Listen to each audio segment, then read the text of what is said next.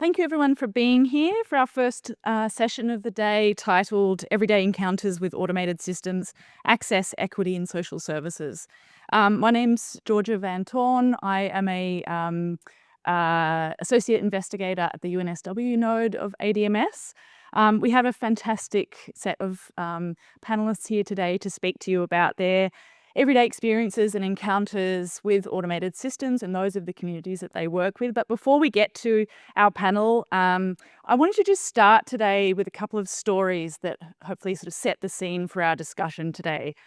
The first is the story of a woman called Elissima, who shared her story with me as part of a documentary film project that I made with filmmaker, ADM+S resident filmmaker Jenny Lee at Monash. And the film was about the role of automation in the NDIS. So Elissima is an ex-AMBO officer from a small remote country town in Victoria. She described herself to us as someone who once upon a time worked all the time, went on holidays, was very social, went out dancing. Her calendar was always full, she told us. She said, "I travelled the world. Now what I do is go to appointments." Elissima has a number of different invisible chronic illnesses which result in disability. Some of these illnesses, she told us, have names, diagnoses like Hashimoto's thyroiditis and mixed connective tissue disease. Others are still being investigated and remain a mystery to her, even to her doctors. Because of Elissima's functional impairments, she decided to approach the NDIS for a support package. But when she was assessed for that support, for her eligibility, she found that the process humiliating and traumatizing. Those were her words. Because she didn't fit into any of the predefined categories of disability that were on the digital assessment form. So her embodied experience, she told us, was basically too complicated and ill-defined for the digital assessment tool to be able to compute.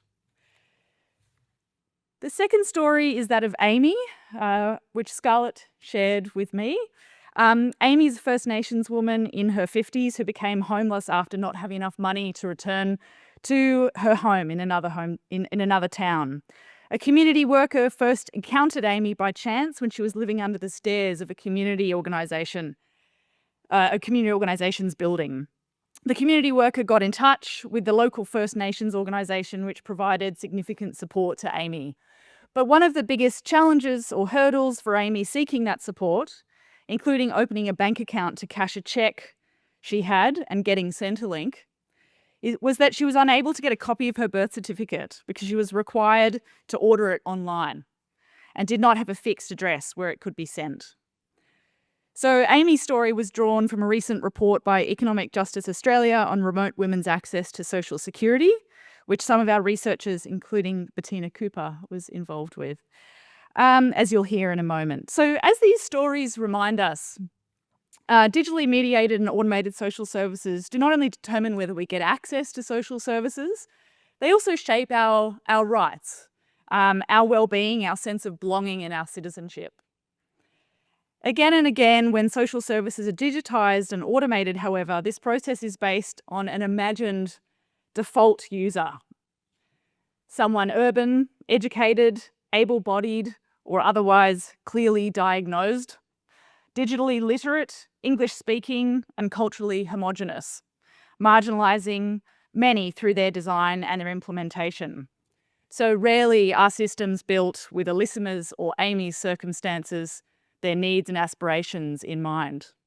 So this plenary brings together 4 speakers with grounded knowledge and experience of how people from varied backgrounds navigate and experience increasingly automated and digitalised social services, with the goal of bringing these stories to the fore. And as researchers, we really want to open a discussion about how we can learn from these everyday encounters of automated systems.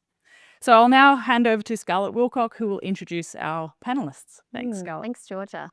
Hi, everyone.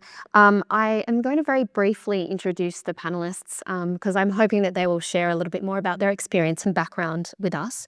So we have Steph Livingston, an ADMS colleague of ours who's a PhD candidate based at RMIT. We have Bettina Cooper here, who is from MobStrong, a senior financial counselling and strategy lead of MobStrong at Financial Rights Legal Centre. We've got Daniel Featherstone, who would be known to many as ADMS colleague and research fellow and associate professor from RMIT also, and Sherry Cameron, who is the director of digital inclusion programs at the Good Things Foundation. So I was hoping maybe I could start with you, Bettina. Would you mind giving us a little bit of an insight into your background experience and the kinds of people that you work with and represent and the kinds of experiences that you see in terms of digital social services? And you'll stop me when I talk too much. Absolutely. So I'm a Burrundic woman. I'm an Aboriginal woman. I work for MobStrong Dead Help, which is a national First Nations dead helpline.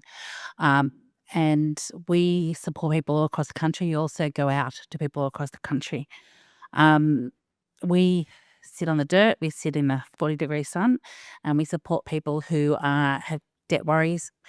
When we get to East Arnhem Land particularly, one of the things we find is it's inaccessible for them to get a fair go. We've sat there with people trying to lodge a tax return and unable to get an internet connection to lodge that return. And they need to lodge that return in order to get their benefits. And they can't get social service benefits because they haven't done the right thing. And they haven't done the right thing because the technology is not there. You'll notice that recently Telstra got hit with I call it a wet dish rag, and then Optus got hit with a slightly wetter dish rag of being fined $100 million and $50 million respectively. That was because they went to those areas where those people were already digitally excluded, and they upsold them phones and tablets and things they didn't ask for, and sometimes sold them things that didn't work in those areas. So not only are we talking about social service disinclusion, we're talking about the two major telco providers who provide the devices to access those things, creating an element of distrust. So that's what I deal with every day, and I'm also lead on the Centre Pay reforms, which has been going for more than a decade, but actually you'll be pleased very shortly there'll be an announcement that Centre Pay, which is a payment service within Services Australia, has significant changes, and later we'll talk about how that's happened. Excellent. Thanks, Bettina. And perhaps we can follow on with Daniel. Can you tell us the same thing, just about a little bit more about your background experience and who you work with? Sure. Daniel Featherstone. I've been working with Julian and all of the team within the Australian Digital Inclusion Index on a project called Mapping the Digital Gap since 2021. So that project has taken us to 12 communities across remote Australia with annual visits over 3 years. We just started a second phase of that, going to 10 new communities. So this year we've been reaching out to new communities, as well as undertaking a national data collection in urban and regional Australia to really measure what is called Closing the Gap Target 17, which is to have equal levels of digital inclusion for First Nations people by 2026, next year. Let's see how we go with that. We'll have a start of that measure in 2025. Prior to this research work, I managed a peak body, First Nations Media Australia, and was involved in a lot of the advocacy towards digital inclusion for First Nations communities. I previously lived and worked out in remote communities, managing a remote media organisation called Ngandara Media. So I've had about 25 years working with remote First Nations communities and really loved doing this work, but hearing very much the same stories that Bettina has been describing, and there are no end of challenges to deal with. Yesterday I presented a snakes and ladders that people face every day in dealing with the digital technologies that are a part of their lives now. in remote communities, and yet there is all these obstacles. And what we need are more of the enablers to help people navigate those services. So you might hand over to Sherry there. Would you tell us a little bit about your organisation for people who might not know, as well as the kinds of people you work with, and what that kind of brings to what you see? Sure, great. Thank you. Well, the Good Things Foundation is working closely with Be Connected, and we also work with mainly 3 populations. So the Be Connected program really supports those people in Australia over 50 years of age, and then we work with people with intellectual disabilities and also migrant and refugee populations. And our mission and our goal is to bridge that digital divide so no one's left behind. And we really see 3 factors playing into that. And accessibility is one, which we've heard about. The ability, that's where we come in, really training and teaching and providing support for those people who don't know how to use the technology. And then affordability is also a barrier that we're really focused on. So 2 of the real initiatives that we have going right now is really advocating for a national digital strategy across the whole country and all communities, and also a national device bank where we can get government and corporates to donate devices so that they can be repurposed and reused in these communities where affordability is a problem. I might turn to Steph now. Can you tell us a little bit about what you're working on?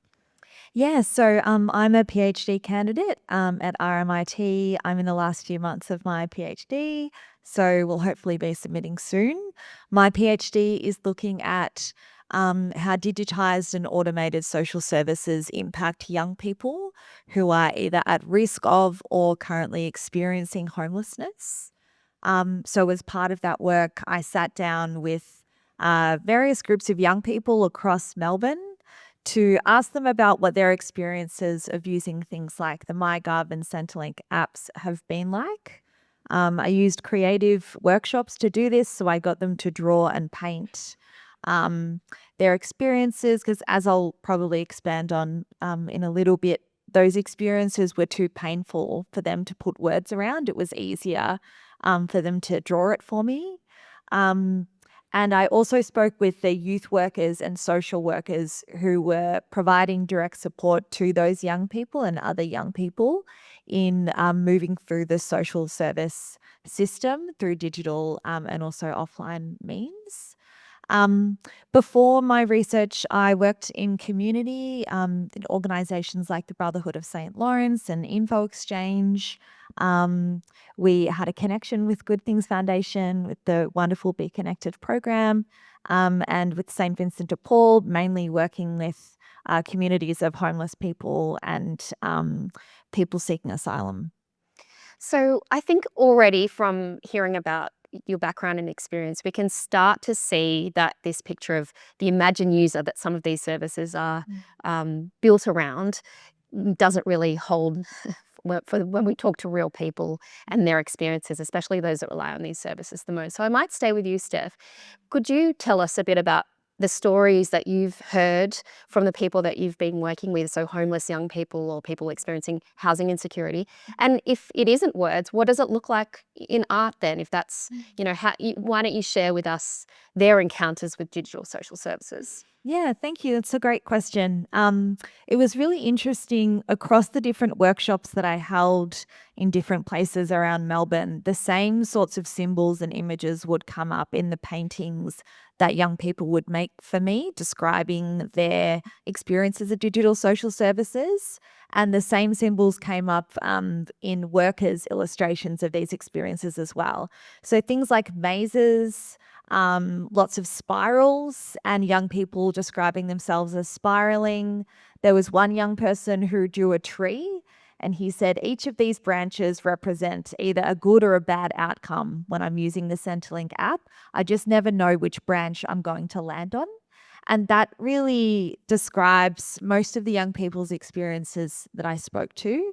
So it's firstly really important to acknowledge that not all young people or young homeless people are the same. Everyone has different experiences, but there were common threads through these experiences. Most of these were things like having really strong trauma and PTSD reactions because the power dynamics, the power asymmetries that young people experienced between themselves and the system triggered trauma responses. Some young people would come into the system not necessarily being in mental health crises, but would soon cascade into one because of all of the barriers and roadblocks that they would experience. And for others, the series of experiences like stopped payments and not being able to speak to someone and just being really confused and feeling like they're doing the wrong thing could trigger a complete mental health crisis. Materially, there were also some really significant impacts. So, digital social service experiences basically determining the difference between a young person sleeping on the street or accessing housing, accessing a worker, or being changed between workers suddenly. So these experiences were really multidimensional and could be quite catastrophic for young people and result in them disconnecting from the service system altogether.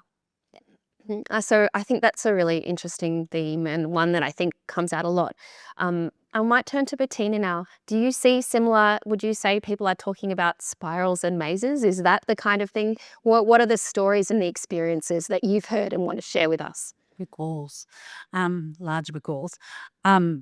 Look, it's not unusual in remote and regional communities for First Nations people to only have one member of family sign up to Centrelink benefit when there should be multiple, and that is because they've tried. They've tried and download MyGov. Phones are expensive. If you're on a Centrelink payment and paying a phone, not really achievable, let alone paying the bill. And so often we'll have one family member on Centrelink payments and the rest have not been able to get there because they haven't got the ID documents because maybe their birth was recorded in a cattle book rather than by birth, deaths and marriages and the birth date doesn't match, or simply because they can't get into the office. If they do get in the office, they don't act calmly and appropriately for the office because they're frustrated and they're traumatised. So that now one family is guaranteed to have poverty. But we don't have to just talk about remote and regional. My mum's comfortable for me to tell these stories.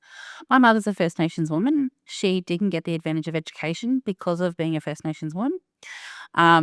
She can't access MyGov. She can't navigate it. I do it for her. And I'm a good child and I do the right thing. But what happens is when you are barriered like this, you are exposed to potential financial abuse. Because the government doesn't allow you to have an equitable access, it means you turn to the person next to you. And if that's a good person, you're fine.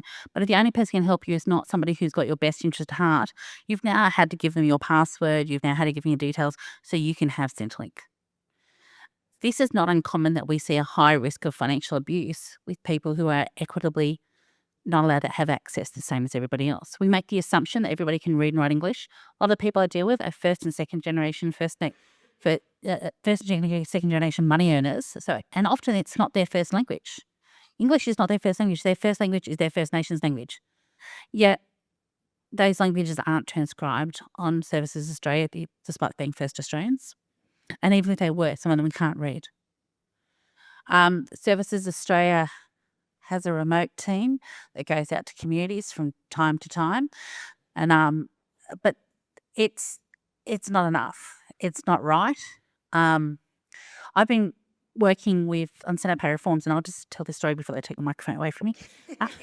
But Senate pay, if you don't know, is a payment system out of Centrelink. It initially started, I think it was in the 1990s, and it was started for the purpose of making sure the government got First Nations rent off people. That was its point, to say that people would have that taken before they got their Centrelink payment. And then it's evolved over time. They opened the floodgates and let every bad bugger you could think on it. 10,000 plus businesses, including consumer leases, ACBF UPLA, who ripped off First Nations people, all allowed on it. 60,000 people received these payments, had payments taken out of their thing, $2.7 million in 2023. great payment system, except for, you know how you know when you've got a payment coming out? You go into MyGov and have a look. So how many people I spoke to, either through ACBF Upor or through other payments, and said, I don't know what's coming out for Centrepay. I don't know how much is coming out. And how many businesses ripped them off? Energy business, clothing businesses. These are all in the media. I can't mention their names, but I'm sure you can do a big quick Google. Funeral businesses and digitally excluded from knowing how much is coming out of their account and whether somebody else has set up a deduction. Easily fixable. Let's set up some text messages. But I'm sorry, that's too hard of a change for Centrelink. They can't bring in that change. Set up automatic text messages. Easy solution. I can see Sherry really nodding, especially in this idea. And I think that there's a really important theme here is both access and well-being and inclusion, but also the system itself as a source of harm and a source of trauma and a source, and then that interplay between families and, you know, other relationships. Sherry, tell us, can you add to this picture for us in the communities that work with? Certainly nodding around the financial situation, because again, a lot of the people that we go in and support are living in retirement villages or aged care villages, and we do find that either the spouse that was taking care of everything passes, and the other spouse has no ability to access bank accounts or any information. And you know, on top of a very distressing situation, they have another distressing situation, and this really impacts well-being and mental health. And also in the same situation where somebody may not have English as their first language and they have a child that's supporting them or helping them do these things, a lot of financial abuse from family members occur. So we really feel it's important to try to give people that independence so that they can do these things on their own. And we find that one of the lovely things that we hear from so many of our participants is more independence. They can use the transport app, you know, to find the bus route. They can order groceries online when mobility is an issue, or they can, you know, access things that they couldn't otherwise access before they learned the skills to, you know, turn on a phone and use apps and things. So that accessibility and ability is really important. And yeah, to impact people's well-being is really important. So it's probably a good time to throw to you, Daniel. What can you add to this picture, this kind of that's complicating the kind of message that we get of quick, easy, convenient services? I think Bettina's told very much the context of the people that we talk to every day in remote communities, you know, the challenges that they have in dealing with online services, and the impacts that can have in not being able to use those services. Yesterday I referred to, you know, the breaching of Centrelink payments through not being able to do reporting because people's phone doesn't work, they've run out of recharge, they can't afford to pay for the power card for their house to recharge their phone so that they can use their phone to do their reporting. They have to wait until their next 2 weeks before they can top up their mobile phone with data so they can use it. If there's not a free Wi-Fi or some sort of available computer or service to support people, and you know, particularly in small homelands where those types of services aren't available, then really people end up not being able to meet these obligations, and if they are breached 2 or 3 times, then they lose those payments. It takes months to be able to start coming back onto Centrelink. Vehicle registration, people struggle to get their vehicles registered. Sometimes the motor vehicle registration teams might come out once a year. And so people are often driving unlicensed cars, or they're driving without a license because they haven't been able to do the online forms to complete to get these services, unless there is a really proactive organisation locally helping people to do that. they'll get a fine because they're driving an unlicensed vehicle. 2 or 3 fines, people end up with both payments they can't make, and then often leading in, for many young people, that can lead to a jail term. So these are people's daily lives, is dealing with being shuffled between Centrelink, online health services, the licensing and registration, and just having to shuffle between all of these different agencies and services, trying to find out who can help them to deal with these things that, you know, everybody else takes for granted. Just to highlight something you said, which they might not have caught on, the power card. First Nations communities, there might be a few exceptions, but the majority of First Nations communities, several of them in this country, have to pay their energy prepaid. And then they have to put a power card in to get energy. We don't do that in North Shore in Sydney. We only do that in First Nations communities. Why? Because the energy companies then are guaranteed getting their payment. That means that they miss out on all the vouchers and all the things to help when you're behind your energy bill. And it means that they're a higher risk of not being able to pay their energy, which means you can't charge your phone, which means you can't access things, which also means you're at risk of getting in trouble with social services because you don't have energy. Your children are now disadvantaged in some way. If that's not discriminatory, I don't know what is. Can you elaborate? I think it's really helpful for this audience that we often do work in urban spaces, or even if it's still urban, but the kinds of communities you're talking about. And I want to talk just a little bit more about, you're talking about some really serious outcomes here that might be jail, child protection. I wonder if you can share that with us a little bit more about the kind of the harshest end of this for the people that you work with and represent. When I talk to people, for instance, about power cards, they say to me, oh, the people in the communities wanted it because, you know, that means they can share the expense with their family members when they come. They want it because the way they consult is they tell them that's the option. It's not true consultation. I'll probably get shot down for that later. But equity means we all have the same access to things. And if I said to you, you need to prepay your energy, and that means that if the store closes because the only way you can top it up is at the local store and it's 5 o'clock and you didn't know your energy card was low, then you're without energy for the weekend. Now, that means you can't cook. Everything in your fridge that you bought on Thursday with your money is now dead and you have to throw it out. And it means that you don't have heating or cooling, and we're talking 40 degrees. That is not fair, but that is how we treat the first people of this country. We create an attitude that we better than pay up front so we get the money off them. We created, so with Centre Pay, we went hard. ACBFU, Aboriginal Community Benefit Fund, I don't know if you've heard about this. It was an Aboriginal benefit fund that went around to communities and told everybody they're Aboriginally owned and you should sign up because if your baby dies, you need to pay for the funeral. It's the right thing. It's a good Australian colonial thing. Ironically, it was one of the first colonial financial systems that most First Nations people engaged in. The organisation wasn't Aboriginally owned.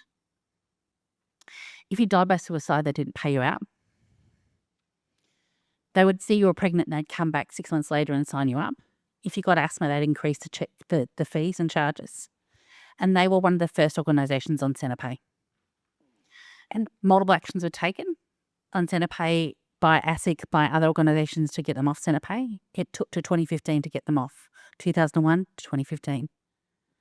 They took nearly $100 million off people, but people didn't realise how much they were taking. If you missed 2 payments, you lost. One of the examples of this is that when they're on Centre Pay, people were having the money taken automatic. When they got kicked off Centre Pay for doing the wrong thing, they were supposed to be transferred across direct debits. They weren't communicated with properly. 6,000 people dropped off and they lost all that money they'd put in during that time. Harm, digital exclusion, taken advantage of. When I sat with ASIC and I said, why the hell did you leave them on that long? ASIC said, we thought it was better they had something rather than nothing. Sherry, I want to come back to you now. And we have heard, and again, just focusing on some of the kind of the most extreme, albeit very normal, really, like extreme but common impacts. But I did notice that you were talking about access to automation as a source of independence, and that this, when appropriately and when, can you talk a little bit more about that, about how access to digital services in the right way can really enhance people's well-being? Yeah, I think that we underestimate the isolation that a lot of people experience because they don't have accessibility to the digital world. And one of the things we hear so often is fear. They're fearful of getting connected to the internet or to trying to use a digital device because they don't understand it. Older people, people with intellectual disabilities, or people who are migrants and refugees who may not have ever seen a laptop. You try to put a laptop in front of them and say, hey, this is the key to, key to the world now. It terrifies them. And also there's a dignity there. A lot of people are really shameful or embarrassed. And we find that a lot of people are really hesitant to come forward to express, I don't know how to do this and I don't know where to go to learn. And what we find, we work with 4,000 community partners all across the country, and they're just bombarded with people who need that one-on-one support. And most of the programs that are funded are for groups and numbers and big results, and don't take into consideration that fear and embarrassment, or that need for that slow one-on-one learning, and also that repetitive learning. People who may be experiencing early onset dementia, they may need to hear the same thing over and over again. And that can become, really impactful for their well-being and the isolation. I mean, I think that that's one of the saddest things we see in all of the communities. The migrant communities, they become very isolated, and they, just stay in their homes. Same thing with people with intellectual disabilities, and the older people, they'll become very isolated, and that really impacts their ability to access the things that we take for granted on a day-to-day basis. Steph, this might be a nice time for you to come in, because I've heard a lot about, you work a lot about emotions, and I've heard a lot of emotions being described. Can you tell us a little bit more about your work on that?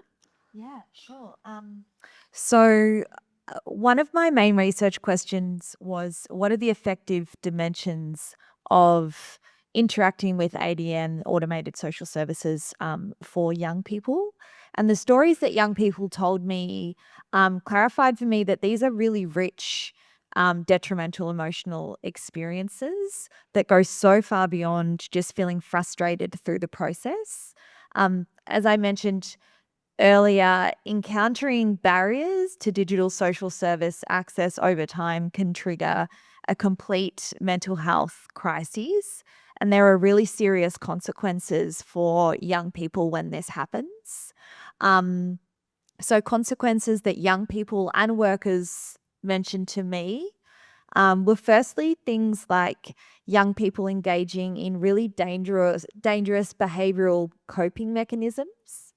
So this is linked to the reality that when young people arrive at services, they're not arriving with the confidence that is required to engage with social services. They're not arriving being really emotionally regulated and having all the digital skills and service savviness to be able to interact.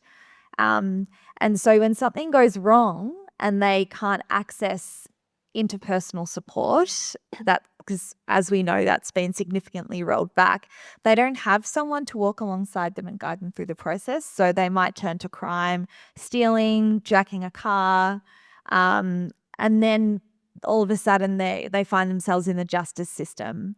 And this is not an exaggeration. This is really, workers were telling me that this is something that they see all the time. And then finally, one of the worst consequences is that young people say, well, this has been so traumatizing. I think it's better that I just don't bother with services anymore. And they actually will choose a life of precarity and not even trying, because they fall into despair and also shame. They will often think, well, I haven't done this properly, rather than this service is not facilitating my needs. And these young people are remarkable and so resilient and have tried so hard just to deal with the realities of homelessness.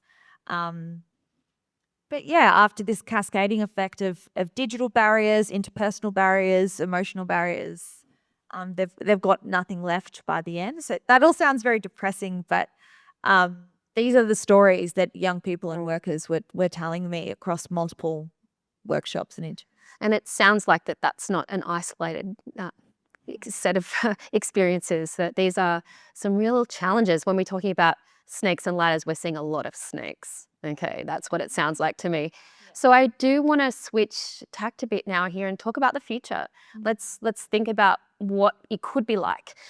So perhaps I will start with you, Sherry, and we'll work our way along that way.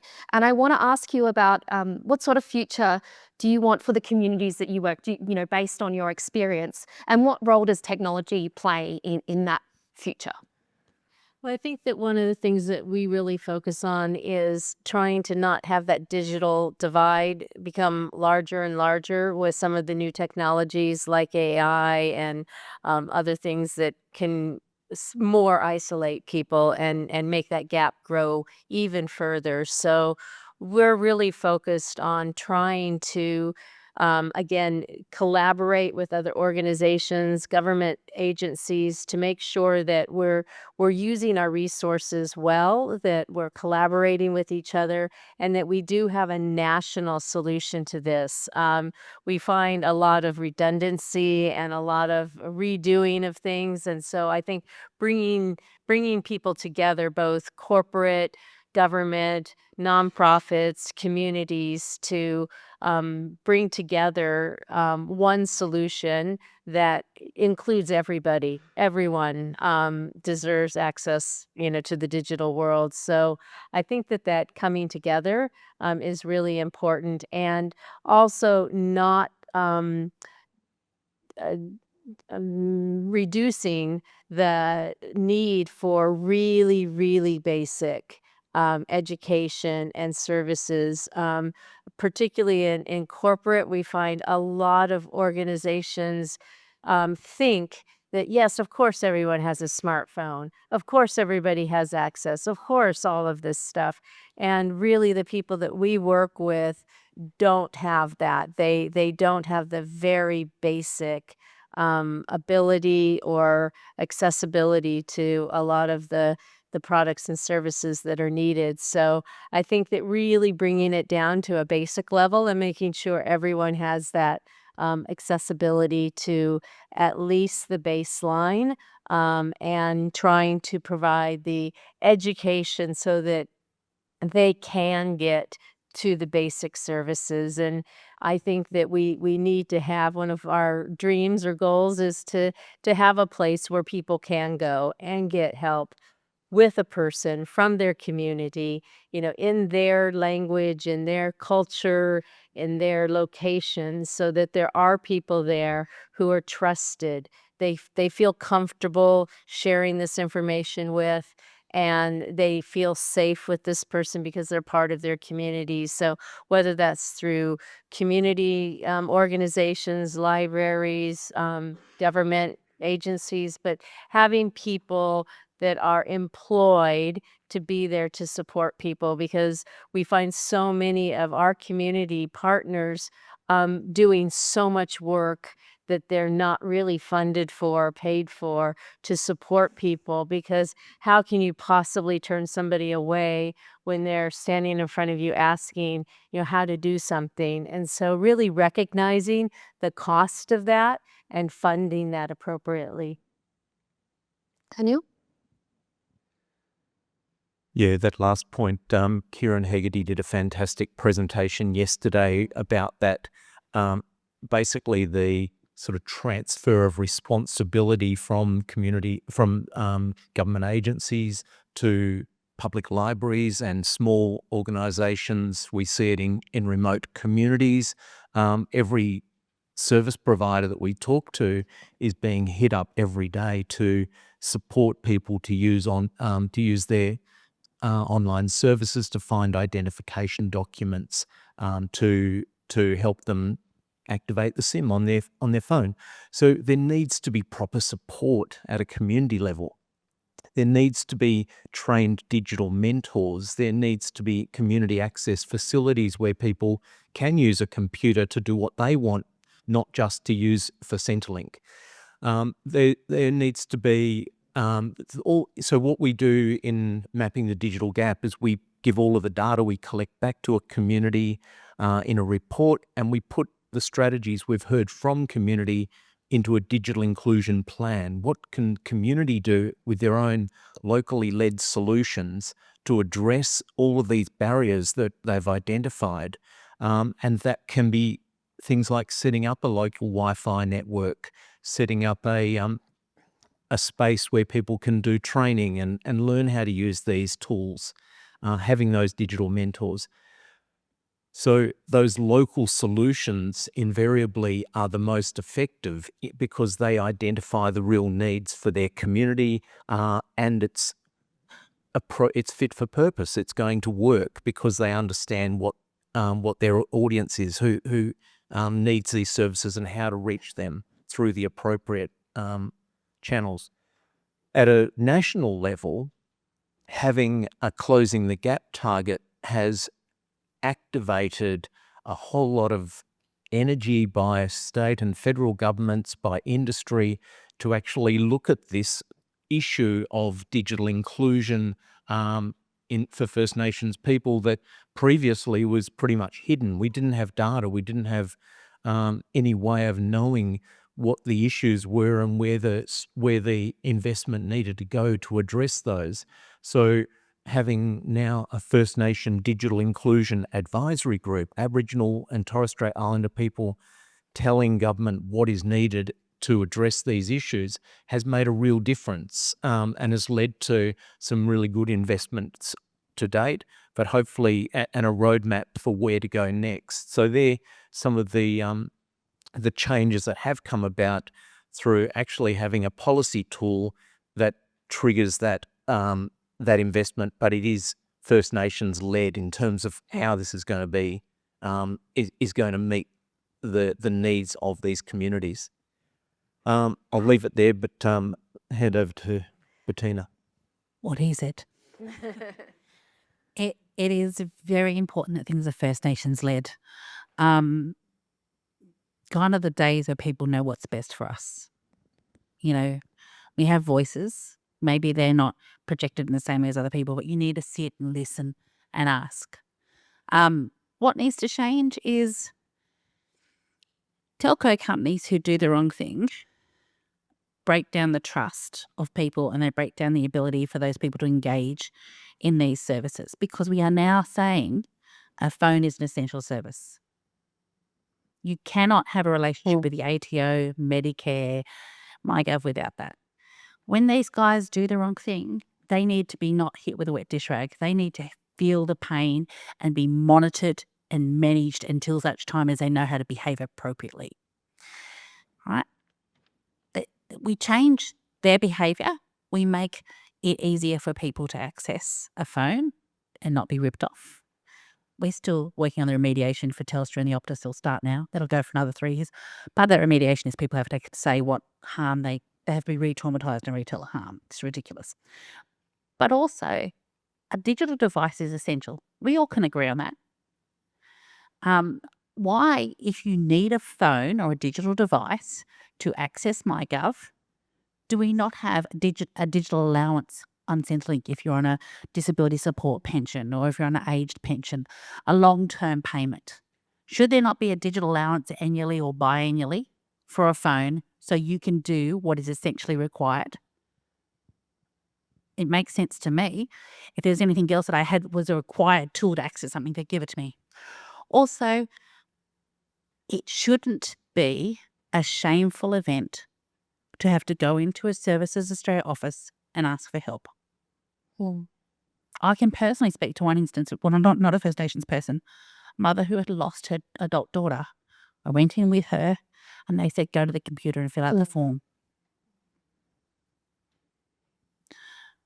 When MyGov was created, and you might not all know this, and I've spoken to Services Australia up here, they said it was created so that people who are digitally capable could engage to it and leave more space and time for those who weren't to be able to service by upfront staff. Well, nobody told the upfront staff, obviously. And we need to truly make change. We need to do that. We need to have people-focused services for people who can't do digital or who are on that longer learning journey and need that initially while they're on that journey. We need to fund financial counsellors. I'm a financial counsellor.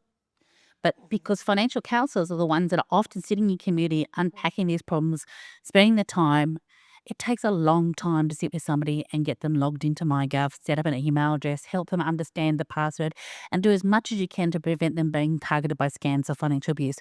Fund the financial counsellors. And if you do the wrong thing, like the telco, fund them extra.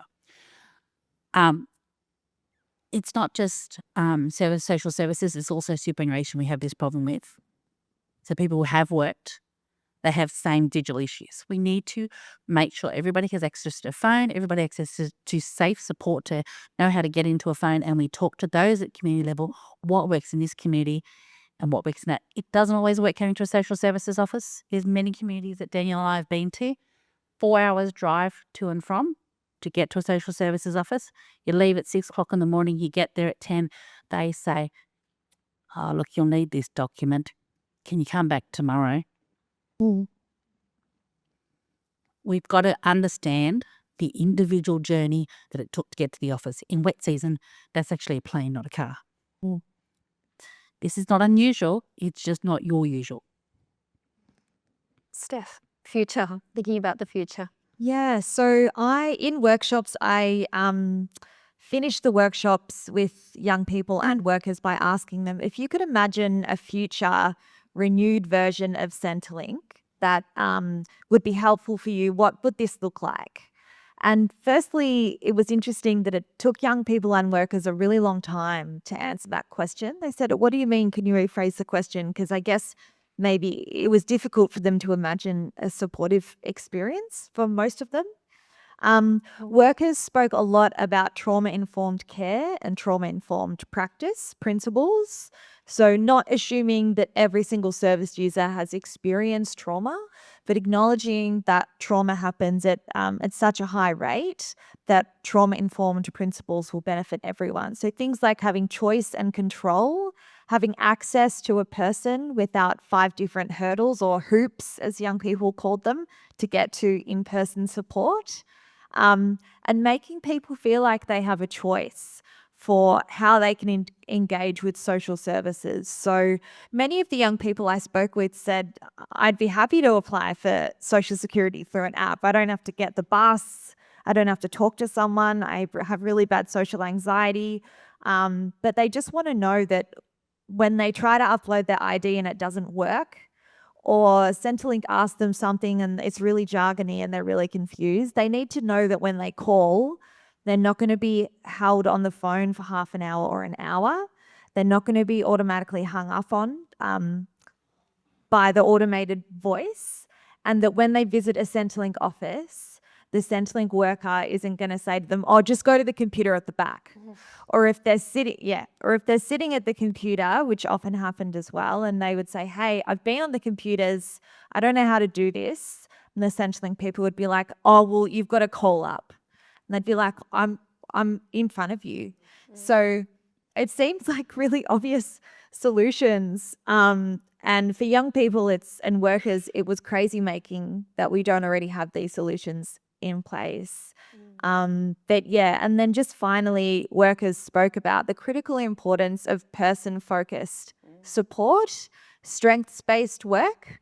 So instead of re-traumatizing a young person and getting them to recount all of their traumatic experiences and focusing on what's wrong with you rather than what's your potential, helping to unearth their needs but also focus on their strengths and capabilities so that they leave the Centrelink office or the Centrelink call with the sense of, okay, I've been through a lot, but I can do this. And so that they don't have to deal with, excuse the French, but what they very passionately described as the fuckery of Centrelink. Yeah, there's much more I can say, but that's probably. I think the fuckery of Centrelink is not a bad place to finish on. So I just want to, it's so interesting in many respects that you actually have been speaking and working with quite a variety of people here, First Nations people in remote areas, in the cities as well, in urban, homeless young people, older people, migrants, people with intellectual disabilities. And yet there were some really common themes along there, some real baseline access, right, to what's essential everywhere, no matter who you are, what you want, that. But also the opportunity to work with people when you need it, that there is that there and that support, but also that the services are reoriented in a way that is understanding of people's circumstances, trauma, strengths, and that is a truly social and supportive system. I was going to ask another question, but I'm already eating into my co-chair's time. So what I'll do is I'll put it out there and then maybe we can build it into questions if it comes up.